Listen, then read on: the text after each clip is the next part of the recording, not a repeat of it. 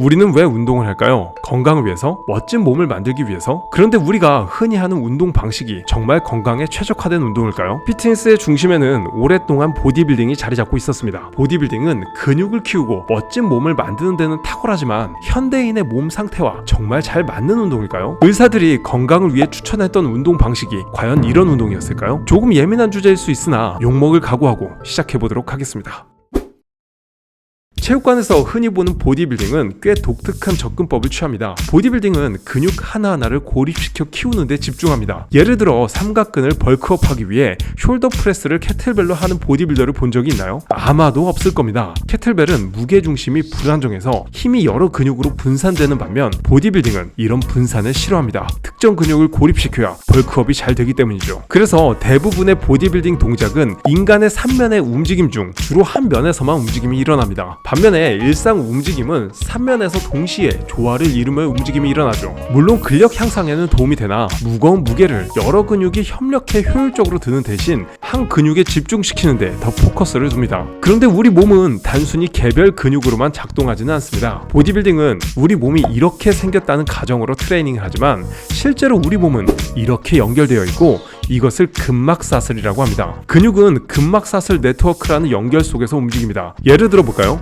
야구공을 던질 때 대흉근 하나로 공을 던질까요? 아니면 좀 더 나아가서 상체의 힘만으로 공을 던질까요? 인간이 공을 던질 땐 다리에서 골반, 어깨, 손까지의 힘이 전달이 되는데 근막사슬은 이 과정을 지원하며 신체를 하나로 묶어줍니다. 인간의 기본 움직임은 이렇게 통합적으로 이루어지죠. 단 보디빌딩 방식의 고립 훈련은 그런 움직임이 나오지 않습니다. 그렇다고 문제될 거 있어? 네, 현대인들은 특히 문제가 됩니다. 하루 종일 앉아서 컴퓨터만 보는 직장인들은 근막사슬의 연결이 약해져 있습니다. 연구에 따르면 근막의 긴장과 고착은 만성 통증, 자세 불균형, 가동성 저하, 심지어 혈액순환 문제까지 유발할 수 있다고 합니다. 이런 문제는 자식 생활을 하는 누구나 겪을 수 있는 문제이고 의사들은 이를 해결하기 위해 운동을 권장합니다. 운동은 근육과 신경계가 조율된 움직임을 기반으로 하며 근막사슬은 힘 전달과 안정성을 지원합니다. 운동 전문가들은 좌식 생활로 약화된 근막사슬 네트워크를 연결하고 활성화시키는 움직임을 지도하죠. 거기에 근력, 속도, 가동 범위 등을 더해 건강을 회복합니다. 반면 보디빌딩식 훈련은 개별 근육을 키우는 데 치중하며 근막사슬의 통합적 연결성을 회복하는 데는 한계가 있을 뿐더러 오히려 반복적인 고립 훈련은 근막의 유연성을 떨어뜨리고 섬유화를 유발할 수 있다는 연구도 있죠. 아니구나. 네, 물론 예외는 있습니다. 탑급 보디빌더 중에서는 근육도 크고 유연성도 좋은 경우가 많습니다. 근력 운동 많이 하면 뻣뻣해진다며.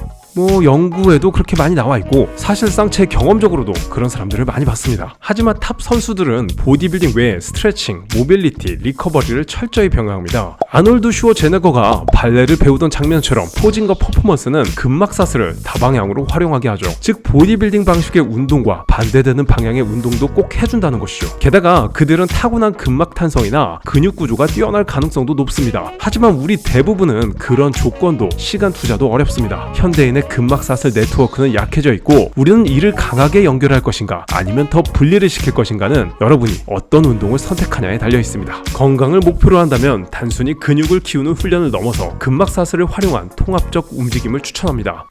그럼 보디빌딩은 쓰레기 운동이구나. 아니요, 그렇게 생각하진 않습니다. 보디빌딩은 건강한 사람들이 멋진 몸을 위해 즐기는 훈련 방식입니다. 하지만 건강을 최우선으로 한다면 우리 몸을 더 효과적으로 활용하고 근막사슬 네트워크를 회복하는 운동이 필요합니다. 그게 진짜 건강한 운동 아닐까요? 피트니스는 20대만을 위한 곳은 아닙니다. 모든 사람이 건강을 위해 찾는 공간이죠. 다음 영상에서는 현대인에게 꼭 필요한 근막사슬 트레이닝을 다뤄보도록 하겠습니다. 3분 운동 하겠습니다.